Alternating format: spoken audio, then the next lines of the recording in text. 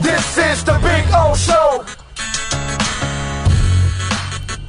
This is the Big O Show. And there's it's just rough now but we'll get into obviously the off-season talk.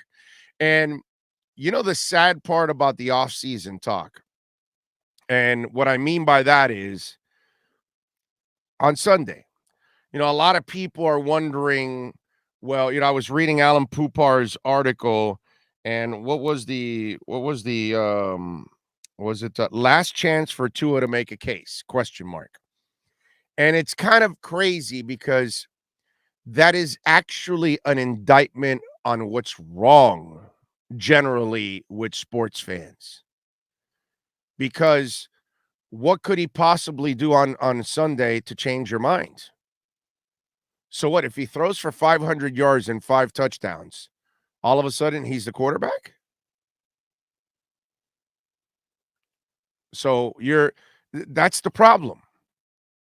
The fact that you think one game should change your mind about it is the problem with the way you assess everything in life.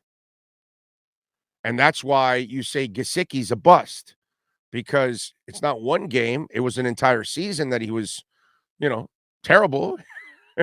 But he's young. So it can't be one season. You have to give him a couple of seasons to try to figure it out. And sure enough, he figured it out in year 2. You know what I mean? So it's the silliest thing in the world that, well, because he plays 2 or 3 good games, he must be your quarterback. But if he plays 2 or 3 bad games, he can't be your quarterback. Where does that make any sense? And that's why if you're going into this weekend with the attitude that you need to see what he does here to decide whether you want to keep him or not, you know what? You're not really a bright football fan.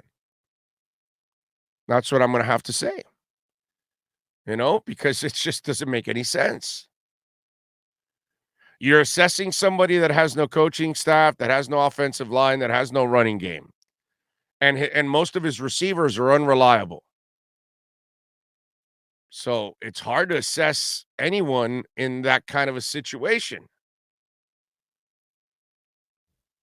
Right? But we overlook all of that.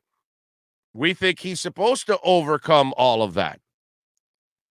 And that's, again, what's wrong with the way we look at sports, period. Because somebody has a bad month. I mean, Jalen Phillips was a bust the first couple of weeks.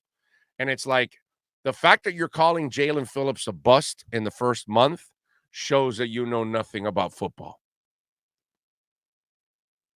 The fact that you called Mike Gesicki a bust in the first year shows you know nothing about football. So if you're going into this week with the attitude that you need to decide whether he's your quarterback or not, depending on what he does here, that doesn't make any sense, man. Even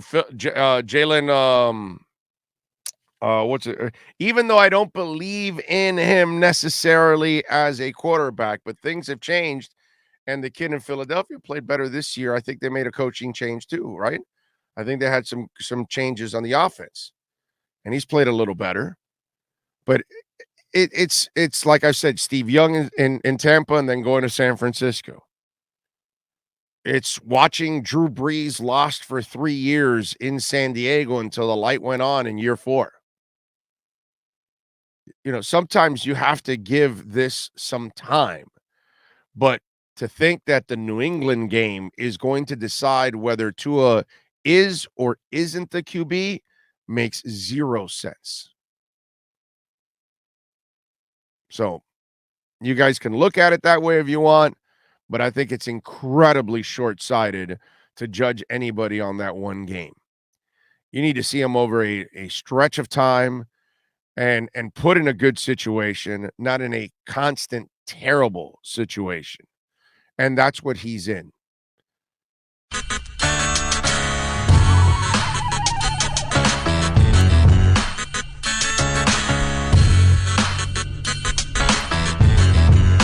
This is the Big O Show. This is the Big O Show.